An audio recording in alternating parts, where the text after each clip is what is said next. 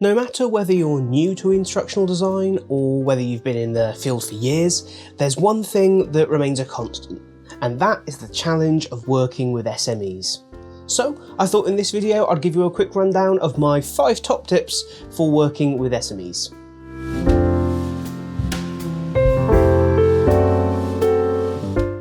When you talk to instructional designers, learning designers, LXDs, whatever the title may be, it's very easy to think that SMEs are, the enemy, the difficult thing in any project, people who just want to get in the way or overcomplicate things.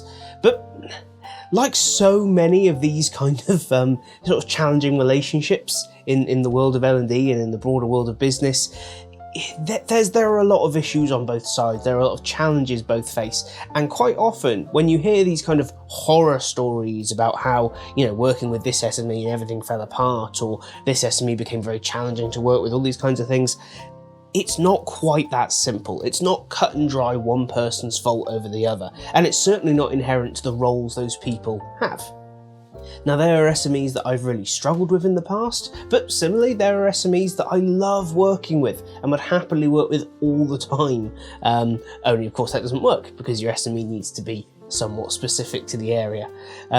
So yeah, it's really important to bear that in mind throughout everything. Any criticism that can be levied at one side can easily be levied at the other, not listening to one another, not really valuing each other's input, that kind of thing.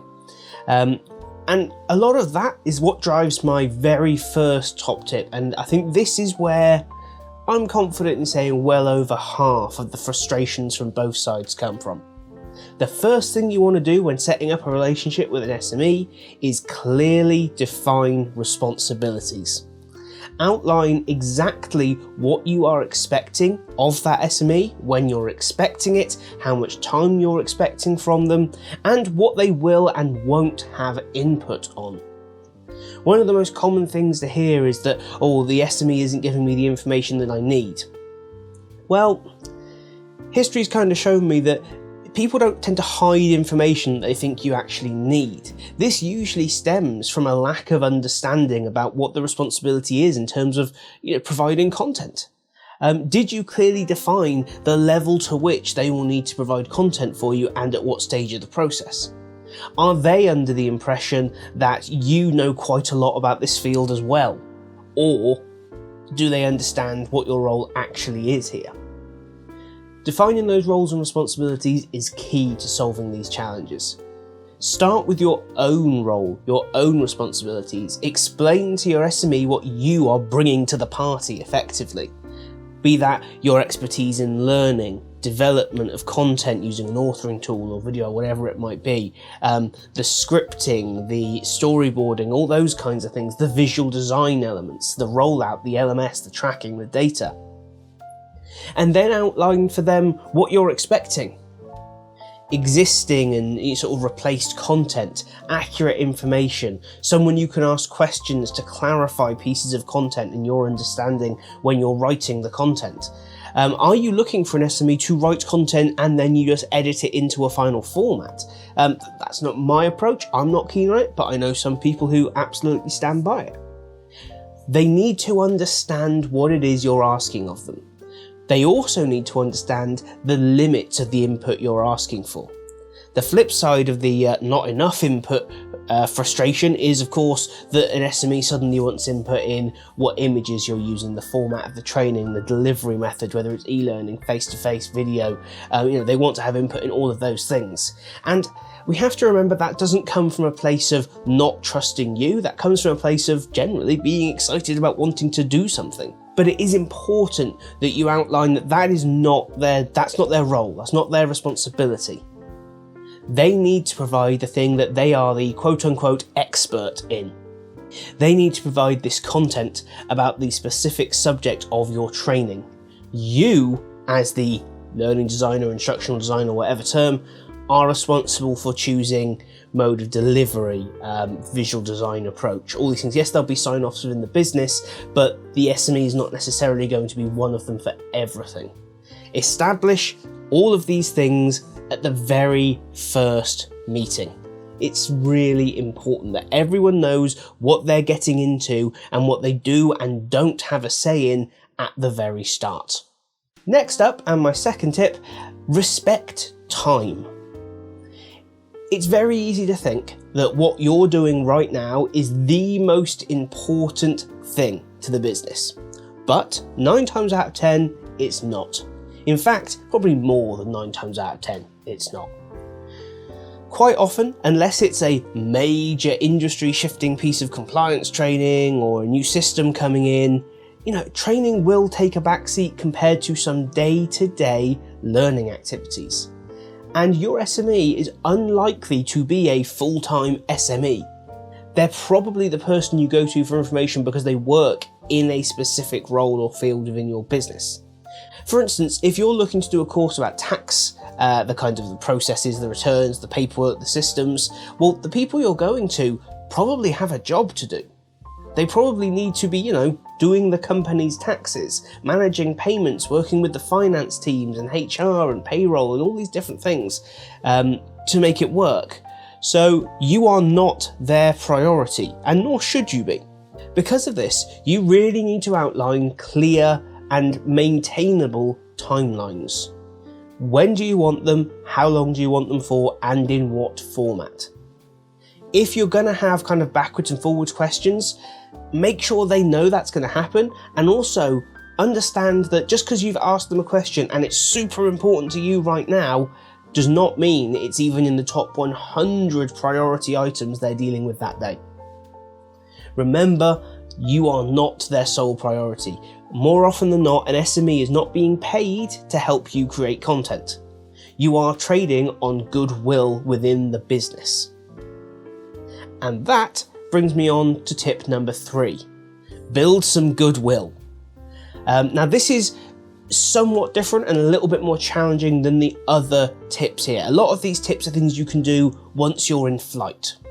Building goodwill is something you need to do before you try and tap up people in the business to be SMEs. But it's not that difficult. Training's in a fairly unique position where it usually sits outside of the kind of departmental structure. You deal with a lot of people in a lot of different places. So you're in a unique position to bring different people together, different expertise together to create effective learning. And that's great. What it also means though is that you can't dedicate every day, day in, day out to building relationships with 2 people. You've got to do it with a lot more people, a lot of different parts of the business.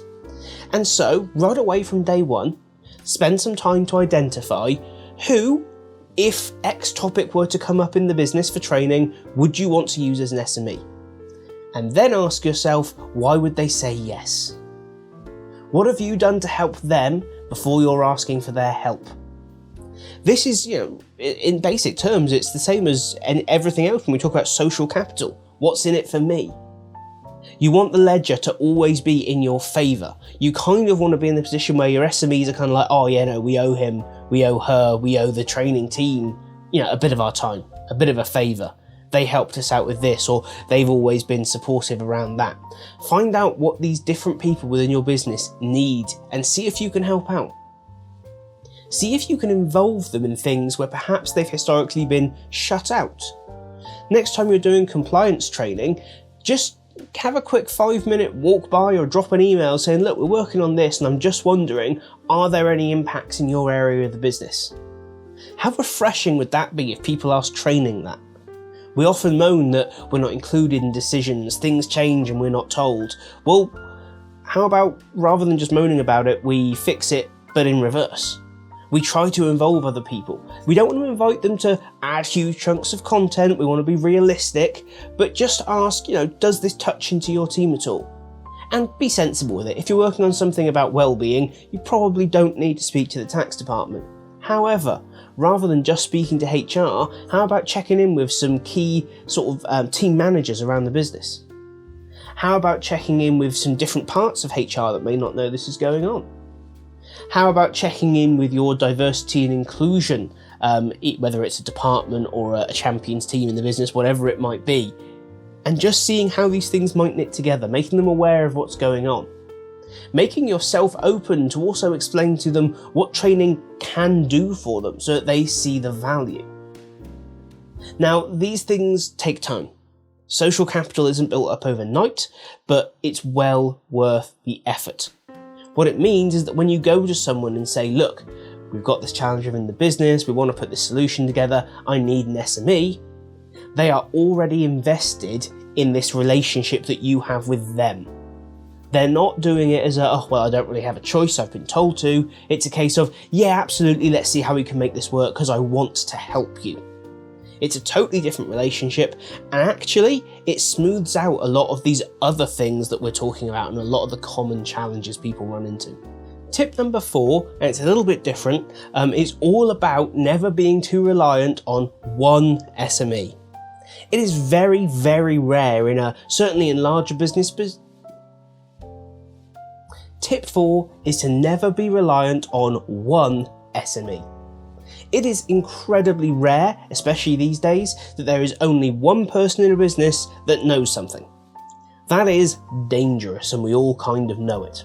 So, whenever you've got an SME, and let's say you have an SME for data protection, there we go. That's a common topic. Don't just have that one person, maybe it's the head of the data protection department or whatever it might be, or a data protection champion within your area of the business. Make sure you know who to go to if they're not available, or if something happens, or if they have multiple projects going on, they have to work on something else, who's their backup, who's their second, who can carry on where they left off for you.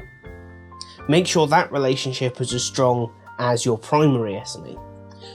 But also, make sure every SME is mapped into your wider understanding of where topics pull into different areas.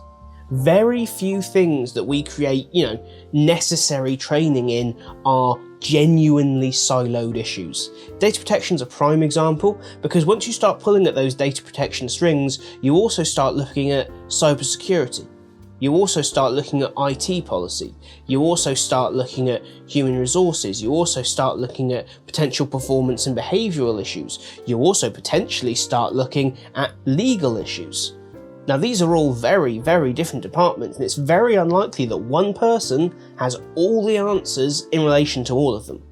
So you are going to need a net of SMEs. And yes, when creating some data protection training, your 1 or 2 or 3 data protection SMEs that work together are going to be your core SMEs, the kind of hub on a wheel, if you will.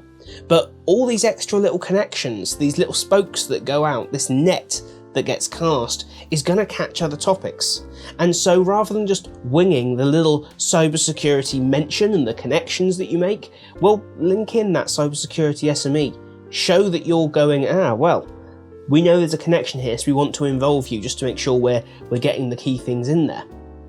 Yes, going back to a previous tip, helps build that social capital. We care, we want you involved, but more importantly, ensures that all those little connections are accurate. Those little sideline peripheral connections are almost always where something gets misinterpreted or misunderstood, often by the SME and given to you, and therefore that frustration starts. The SME gave me bad information. Well, did they? Or actually did they give you what they thought, but actually you were going to the wrong person in the first place, putting them in a somewhat unfair position? There's no harm in roping in more SMEs for very specific points, so long as, going back to tip 1, you have those clear role definitions. If all I'm asking someone is to just check that, these 3 key points we're mentioning about cybersecurity within our data protection course, can I just check with you that they are correct and currently aligned to policy? All you need from that SME, but it's vital. Tip 5, really, really simple. Remember that everyone has an ego. Now that includes you, and that includes every SME that you work with. Ego is often regarded as this terrible thing that no one should have, but actually, ego is just it's a measure of our sense of worth. It's how we perceive ourselves. It's, the fact that you can't feel embarrassment or shame if you don't sometimes feel that actually, I know what I'm doing and I feel good about myself. So it's not inherently bad. And in this instance, it's something you can use. So a lot of the problems or challenges that we run into with SMEs is when there's this, I'm trying to be replaced, or you just want the information and then I'll be cast aside, unwanted and unused, and all these sorts of things. Or my personal favourite. Why can't I just write the training myself? I don't get why the training team needs to be involved. This is a prime example of ego when it goes a little bit too far sometimes, and it's easy to take that personally. It's easy to take a bruise on your own ego and go, I am really important, you can't possibly replace me. Well, first of all, everyone is replaceable. That's just the reality of the working world. No one is irreplaceable. However, we don't necessarily want that to be our response. Instead, let's take advantage of the fact that this is an ego-based conversation, and let's talk about the fact of, well, they're really important to the business. They have all this knowledge, all this expertise, and the last thing we want to do, first of all, is leave them tied up writing training when they could be out doing whatever amazing thing it is they do for the business. But also, we want to make sure that their incredible knowledge, their understanding, their wealth of experience is shared with as many people as possible. And that's where we come in. We're like the disseminators of information. When they give it to us, we're able to get it out to as many people as possible and as effectively as possible. That's what we're good at. We just want to give them as broad a voice as possible within the business to share their knowledge, share their experience. It's amazing the difference you can see when working with other people just by stroking that ego a little bit. Just by pointing out to them that actually they're really important to the business's success, to this project's success, and to your success, and that all you want to do is make sure lots of people know how clever they are. Now, as with all things, every SME is different, every relationship you'll have with an SME or someone else in your business is different, and sometimes some of these tips may not apply to you. There are people out there who go out of their way wanting to be an SME, wanting to help training departments, wanting to help the business. There are those who go out of their way to do the opposite, and the same is true of people in L&D. There are those who go out of their way to work well with others, to strengthen the business, to develop relationships with SMEs, and there are those who do the exact opposite to every one of those as well. It's really important to consider in all these challenges who's actually the responsible one here. And the answer is us. It's L&D's responsibility to create effective training, and part of that is working with SMEs regardless of who they are, what they think, what they want to do. Hopefully, these 5 tips have been helpful. There could be thousands more, but do add into the comments any of your top tips for handling SMEs. Before you go though, hit the subscribe button, consider giving the video a like, and if you didn't like it, watch it back at 75% speed, you may find it more useful.